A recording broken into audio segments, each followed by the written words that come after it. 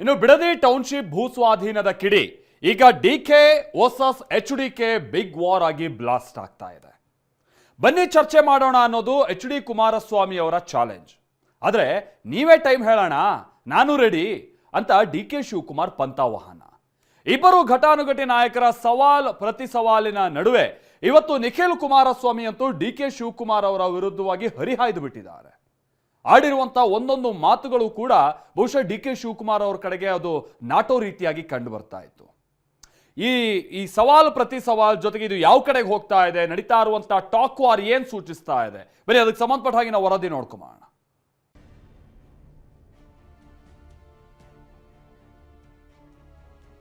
ತಯಾರಾಗಿದ್ದೀನಿ ನಾನು ಚರ್ಚೆ ಮಾಡ್ಲಿಕ್ಕೆ. ನಾನು ಅವ್ರ ಟೈಮ್ಗೆ ನಾನು ರೆಡಿ ಇದ್ದೀನಿ. ಮೈಕೈ ಒದರ್ಕೊಂಡು ಕೆಳಗಡೆ ಇಳಿದ್ ಬಾ.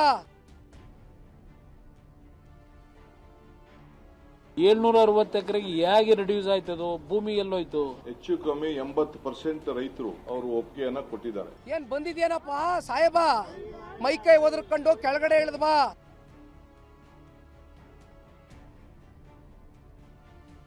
ಮಾತಿಗೆ ಮಾತು, ಏಟಿಗೆ ಎದುರೇಟು. ನನಗೆ ಅವ್ರ ಸ್ಟೇಟಸ್ಸೇ ಗೊತ್ತಿಲ್ಲ ನನಗೆ ಇನ್ನ. 2028ಕ್ಕೆ DK ಶಿವಕುಮಾರ್ ಮಾಜಿ ಆಗ್ತಾರೆ. DK ವರ್ಸಸ್ HDK ಬಂಡೆ ದಳಪತಿ ನಡುವೆ ಬಿಡದಿ ಟೌನ್ಶಿಪ್ ಕಾಳಗ. ರೈತರು ವಿರೋಧಿಸುತ್ತಿದ್ದಾರೆ. 2000 ಎಕರೆ ಸರ್ಕಾರಿ ಭೂಮಿ ಎಲ್ಲು ಹೋಯಿತು? ಚರ್ಚೆಗೆ ಆಹ್ವಾನಿಸಿದ HDK, ಪಂಥಾಹ್ವಾನ ಸ್ವೀಕರಿಸಿದ DK. ರಾಮನಗರ ಬಳಿಯ ಬಿಡದಿಯಲ್ಲಿ ಟೌನ್ಶಿಪ್ ಯೋಜನೆಗೆ ಸರ್ಕಾರ ಮುಂದಾಗಿದೆ. ಇನ್ನೇನ್ ಜೂನ್ ಮೊದಲ ವಾರದಲ್ಲಿ ಭೂಸ್ವಾಧೀನ ಪ್ರಕ್ರಿಯೆಯೂ ಶುರುವಾಗಲಿದೆ. ಆದರೆ ಬಿಡದಿ ಸೂಪರ್ ಟೌನ್ಶಿಪ್ ಯೋಜನೆ ಈಗ ಕೇವಲ ಭೂಸ್ವಾಧೀನದ ಪ್ರಕ್ರಿಯೆಯಾಗಿ ಉಳಿದಿಲ್ಲ. ಬದಲಿಗೆ DK ಶಿವಕುಮಾರ್ ಹಾಗೂ ಕುಮಾರಸ್ವಾಮಿ ನಡುವಿನ ಹೈ ವೋಲ್ಟೇಜ್ ರಾಜಕೀಯ ರಣರಂಗವಾಗಿ ಮಾರ್ಪಟ್ಟಿದೆ.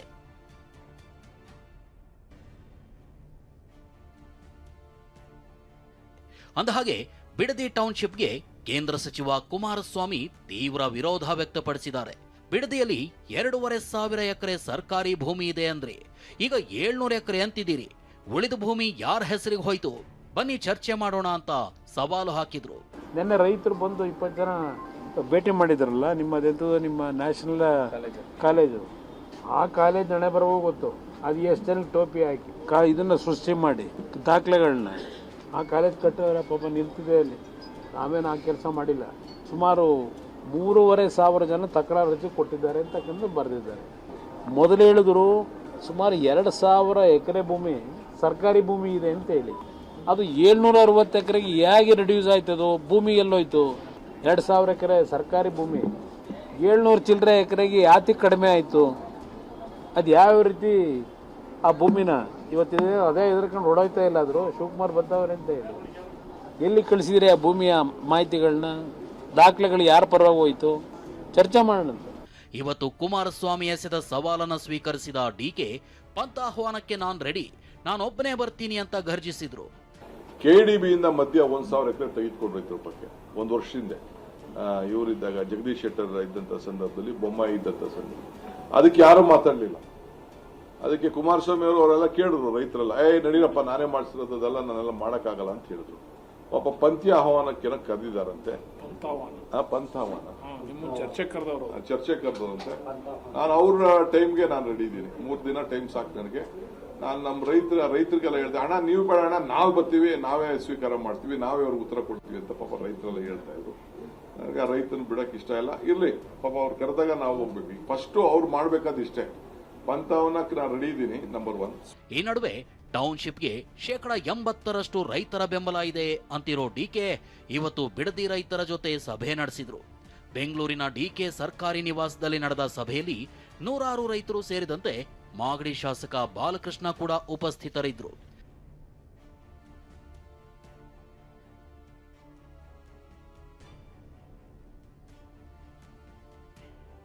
ರೈತರ ಜೊತೆ DK ಸಭೆ ಬೆನ್ನಲ್ಲೇ ಕೆಂಗಣ್ಣು ಬೀರಿದ ಕುಮಾರಸ್ವಾಮಿ ಪುತ್ರ ನಿಖಿಲ್, ಕುಮಾರಣ್ಣ, ದೇವೇಗೌಡರು ಪ್ರೆಸ್ ಮೀಟ್ ಮಾಡಿದ ಮೇಲೆ ಇವರಿಗೆ ತಳಮಳ ಶುರುವಾಗಿದೆ. DK ಸಾಹೇಬರ ಜೊತೆ ಸಭೆಗೆ ಬಂದಿದ್ದ ಮುಖಗಳನ್ನ ನೋಡಿದ್ರ ಒಬ್ಬರಾದ್ರೂ ರೈತರಂತೆ ಕಂಡ್ರ? ಎಲ್ಲ ರಿಯಲ್ ಎಸ್ಟೇಟ್ ದಂಧೆಕೋರರು, ದಲ್ಲಾಳಿಗಳು ಅಂತ ತೀವ್ರ ವಾಗ್ದಾಳಿ ನಡೆಸಿದ್ರು. ಇಷ್ಟೆಲ್ಲ ಮೊನ್ನೆ ಕುಮಾರಣ್ಣ ಅವರು ಕೂತ್ಕೊಂಡು ಪ್ರೆಸ್ ಅಡ್ರೆಸ್ ಮಾಡಿ, ದೇವೇಗೌಡರು ಸಾಹೇಬರು ಪ್ರೆಸ್ ಅಡ್ರೆಸ್ ಮಾಡಿದ್ಮೇಲೆ ಒಳಗಡೆ ಈಗ ತಳಮಳ ಶುರುವಾಗಿ ಇವತ್ತು ಒಂದು 30 ಜನವೋ 40 ಜನವೋ ರೈತ ಮುಖಂಡರು ಅಂತ ಕರೆಸಿದ್ರಲ್ಲ ಸರ್. ಡೆಲ್ಲಿ ನಮ್ಮ ಬೆಂಗಳೂರಲ್ಲಿ ನೋಡಿದ್ರ ಅವ್ರ ಕಚೇರಿಲಿ ರೈತ ಮುಖಂಡ್ರ ಮುಖವಾದು ರೈತ ಥರ ಕಂಡ್ರ ಅವರು. ಯಾವ ರಿಯಲ್ ಎಸ್ಟೇಟ್ ದಂಧೆಕೋರರು ದಲ್ಲಾಳಿಗಳನ್ನ ಯಾವನಾದ್ರೂ ಹೋಗ್ಲಿ ಹಸಿರು ಶಾಲ್ ಧರಿಸಿದ್ರೇನ್ರಿ? ರೈತರ ಥರ ಇದ್ರೇನ್ರಿ ಅವರು? ಕಾಂಗ್ರೆಸ್ನ ಮುಖಂಡರನ್ನೇ ಕೂರಿಸ್ಕೊಂಡು ಯಾವ ದಲ್ಲಾಳಿಗಳು, ಕಮಿಷನ್ ಏಜೆಂಟ್ಗಳು, ರಿಯಲ್ ಎಸ್ಟೇಟ್ ಬ್ರೋಕರ್ಗಳನ್ನ ಕರೆದು ಕಾಟಾಚಾರಕ್ಕೆ ಅವ್ರ ಅಭಿಪ್ರಾಯ ಸಂಗ್ರಹಣೆ ಮಾಡ್ತೀವಿ ಅಂತ ಸಭೆ ಕರೆದು ಏನು ಮಾಡಕ್ಕೆ ಹೊರಟಿದ್ದಾರೆ ಶಿವಕುಮಾರ್ ಅವರು? 80% ಜನ ರೈತರು ಒಪ್ಕೊಬಿಟ್ಟವ್ರಂತೆ ಲ್ಯಾಂಡ್ ಅಕ್ವಿಸಿಷನ್ಗೆ. ಏನು ಬಂದಿದ್ಯೇನಪ್ಪ ಸಾಹೇಬ, ಮೈಕೈ ಒದರ್ಕೊಂಡು ಕೆಳಗಡೆ ಇಳಿದ್ ಬಾ. ಸಣ್ಣ ರೈತರ ಕತೆ ಏನಾಗಿದೆ? 10 ಗುಂಟೆ 15 ಗುಂಟೆ 20 ಗುಂಟೆ ಜಮೀನನ್ನು ಇಟ್ಕೊಂಡು ಹೈನುಗಾರಿಕೆ ಮಾಡ್ಕೊಂಡು ಕೊನೆಗೆ ಗೌರವಿತವಾಗಾದ್ರೂ ಹಸುನೋ ಕುರಿನೋ ಮೇಕೆನೋ ಸಾಕೊಂಡು ಜನ ಅಲ್ಲಿರ್ತಕ್ಕಂಥ ಸಣ್ಣ ರೈತರು ಬದುಕ್ತಾವ್ರೆ. ಅವ್ರ ಹೊಟ್ಟೆಗೆ ಕನ್ನ ಹಾಕೋದು ಬೇಡ. ಟೌನ್ಶಿಪ್ ಬಡಿದಾಟ ಇಷ್ಟಕ್ಕೆ ಮುಗಿಲಿಲ್ಲ. ನೆನೆ ತುಮಕೂರಿನಲ್ಲಿ ನಡೆದ ಸಾಧನಾ ಸಮಾವೇಶದಲ್ಲಿ ಕುಮಾರಸ್ವಾಮಿ ವಿರುದ್ಧ ಡಿಕೆ ಕೆಂಡ ಕಾರಿದ್ರು. ಬೆಂಗಳೂರಿನಲ್ಲಿ ಬಿ ಖಾತೆ ಎ ಖಾತೆ ಮಾಡ್ಕೊಡೋಕೆ ಹಣ ಕೊಡಬೇಡಿ, 2 ವರ್ಷ ತಾಳಿ ನಾವೇ ಅಧಿಕಾರಕ್ಕೆ ಬರ್ತೀವಿ ಅಂತ ಕುಮಾರಸ್ವಾಮಿ ಹೇಳಿದ್ರು. ಈ ಮಾತಿಗೆ ಕೆಂಡ ಕಾರಿದ ಡಿಕೆ 17 ಶಾಸಕರನ್ನ ಇಟ್ಕೊಂಡು ಏನ್ ಮಾಡ್ತೀರಿ, ಕೊಟ್ಟ ಕುದುರೆ ಏರದವನು ವೀರನಲ್ಲ ಅಂತ ಕುಟುಕಿದ್ರು. ನೆನೆ ಡಿಕೆ ಕೊಟ್ಟ ಏಟಿಗೆ ಇವತ್ತು ನಿಖಿಲ್ ತಿರುಗೇಟ್ ಕೊಟ್ರು. ಅಲ್ಲಮ್ಮ ಪ್ರಭುಗಳು ಒಂದ್ ಕಡೆ ಒಂದು ಮಾತು ಹೇಳ್ತಾರೆ, ಕೊಟ್ಟ ಕುದುರೆಯನ್ನು ಏರು ಬಯಸುವನು ವೀರನು ಅಲ್ಲ ಶೂರನು ಅಲ್ಲ. ಅಧಿಕಾರ ಕೊಟ್ಟಾಗ ನಿನ್ ಕೈಲಿ ಮಾಡಕ್ ಆಗದೆ ಇದ್ದಾಗ, ಅಧಿಕಾರ ಇಲ್ಲದೆ ಹೋದಾಗ ಬರೀ 17 ಜನ ಮಡಿಕೊಂಡು ನಾನು ಹರಿತೀನಿ ಹರಿತೀನಿ ಹರಿತೀನಿ ಅಂತಂದ್ರೆ ನಿಮ್ ಕೈಲಿ ಏನು ಮಾಡ್ಲಿಕ್ಕೆ ಸಾಧ್ಯ ಇಲ್ಲ. 136 ಜನ ಶಾಸಕರನ್ನ ಹೊಂದಿರತಕ್ಕಂಥ ಕಾಂಗ್ರೆಸ್ನ ಪಕ್ಷದ ಉಪಮುಖ್ಯಮಂತ್ರಿಗಳು, ಅದೆಂಥದ್ದು ಅವ್ರದ್ದು ಡಿಸೈನ್ ಬಾಕ್ಸ್ ಅಂತ ಒಂದು ಟೀಮ್ ಇದೆಯಲ್ಲ, ಅಲ್ಲೊಂದು ಕಚೇರಿನಲ್ಲಿ ಪಾಪ ಡಿ ಕೆ ಸಾಹೇಬರು ಏನಣ್ಣ ಡಿ ಕೆ ಶಿವಕುಮಾರ್ ಎಂಬುವ ನಾನು ಅಂತ ಹಾಕೊಂಡಿದ್ದಾರೆ. ಆದರೆ ಮುಂದೋದ ಮೇಲೆ ಏನು ಅಂತ ಗೊತ್ತಾಗ್ತಾ ಇಲ್ಲ ಜನಕ್ಕೆ. ಪಾಪ ನಿಖಿಲ್ ಕುಮಾರಸ್ವಾಮಿ ಸ್ಟೇಟಸ್ ಬಗ್ಗೆ ಪ್ರಶ್ನೆ ಮಾಡಿದ್ದಾರೆ. ಸಾಹೇಬರು ನನ್ನ ಸ್ಟೇಟಸ್ ಬಗ್ಗೆ ಪ್ರಶ್ನೆ ಮಾಡಿದ್ದಾರೆ. ಒಂದು ಅರ್ಥಕೊಳ್ಳಿ, ಇವತ್ತು ಅವ್ರಿಗೇನು ಜನ ಸ್ಟೇಟಸ್ ಕೊಟ್ಟಿದಾರಲ್ಲ, ಉಪಮುಖ್ಯಮಂತ್ರಿ ಸ್ಟೇಟಸ್ಸು, ಇದು ನಾಡಿನ ಜನತೆ ಅವ್ರಿಗೆ ಭಿಕ್ಷೆ ಕೊಟ್ಟಿದ್ದಾರೆ. ಅದನ್ನು ಕಣ್ಗೊತ್ಕೊಂಡು ಅಧಿಕಾರ ಇದ್ದಾಗ ದುರಹಂಕಾರ ಪಡೆದಿರಾ, ದುಡ್ಡಿನ ಮದ ತಲೆಗೇರಿ ಜಾಸ್ತಿ ಮಾತಾಡಿದಿರಾ, ತಲೆ ತಗ್ಸಿ ಜನಗಳಿಗೆ ಗೌರವಿತವಾಗಿ ದುಡಿತಕ್ಕಂಥ ಕೆಲಸ ಮಾಡಲಿ.